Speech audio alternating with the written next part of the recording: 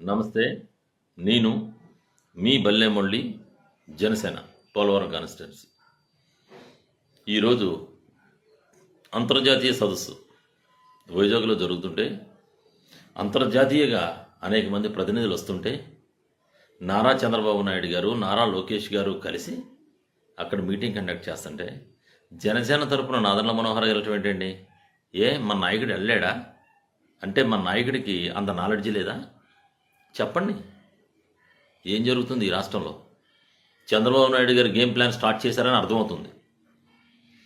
Planning ప్రకారం పవన్ కళ్యాణ్ ప్రాధాన్యత తగ్గించడానికి, ఆయన ప్రాధాన్యత బాగా జీరో చేయడం కోసం ఆల్రెడీ స్టార్ట్ అయిపోయింది ప్లాన్. అర్థమైపోతుంది.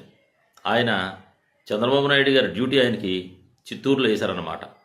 చిత్తూరు అడవుల్లో తిరుగుతున్నాడు సార్. ఆ ఫోటోలు మనం సోషల్ మీడియాలో వైరల్ చేస్తూ ఆనందిస్తున్నాం. అరే, ఆలోచించండి రా బాబు, పిల్ల సైనికులారా, ప్లీజ్ ఆలోచించండి రా బాబు. నేను కూడా ఇలాగే బలైపోయాం రా. మేము కూడా మన జనసేన పార్టీని ఏ విధంగా నడపాలో ఆయనకు తెలియదు. ఆయన పాలిట్ బ్యూరో ఉండదు, కమిటీలు ఉండవు, పార్టీని డెవలప్ చేసే మెజర్స్ ఏమీ ఉండవు ఆయన దగ్గర. ఆయన ఎంతవరకు చంద్రబాబు నాయుడు గారు చెప్తే చేస్తాడు.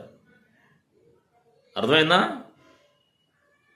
ప్రపంచం దృష్టిలో అయితే జగన్మోహన్ రెడ్డి స్టేజ్ ఎక్కాలి, లేకపోతే సిబిఎన్ గారు వాళ్ళ అబ్బాయి స్టేజ్ ఎక్కాలి. వీళ్ళ ముగ్గురే ఈ రాష్ట్రాల నాయకులు అని ఆయన ప్రస్ఫుటంగా చూపిస్తున్నాడు రా బాబు. మన పరిస్థితి ఏంటి? ఈయన నమ్ముకుని దిగిన మన పరిస్థితి ఏంటి? ఈయన పార్టీకి సేవ చేసిన మన పరిస్థితి ఏంటి? ఈయన పార్టీకి ఆర్థిక సహాయం చేసిన మన పరిస్థితి ఏంటి? ఎన్ఆర్ఐల పరిస్థితి ఏంటి? తెలుసుకోండిరా దయచేసి. ఎవరూ కూడా, జన సైనికులు అనేవాళ్ళు ఎవరూ కూడా డబ్బులు పోగొట్టుకోవద్దు. పిల్లల్ని చదివించండి. మన వ్యాపారాలు మనం చేసుకుందాం, మన ఉద్యోగాలు మనం చేసుకుందాం, మన ఆర్థిక స్వావలంబన కోసం మనం పోరాడదాం. ఎవడు ఉపయోగపడితే ఆడ పార్టీకి మనం ఓట్లేద్దాం. అంతే తప్ప ఈ విధంగా జనసేన నడిపితే వీఆర్ నాట్ హ్యాపీ. ఇది చంద్రబాబు నాయుడు పార్టీయా, పవన్ కళ్యాణ్ గారి పార్టీయా అనే తేలాలి. ఎంతమంది సస్పెండ్ చేస్తాడో చూద్దాం.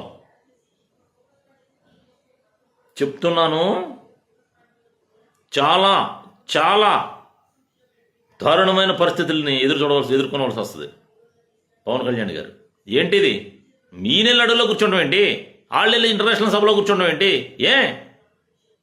మన వాడికి ప్రాతినిధ్యం వహించడం కుదరదా?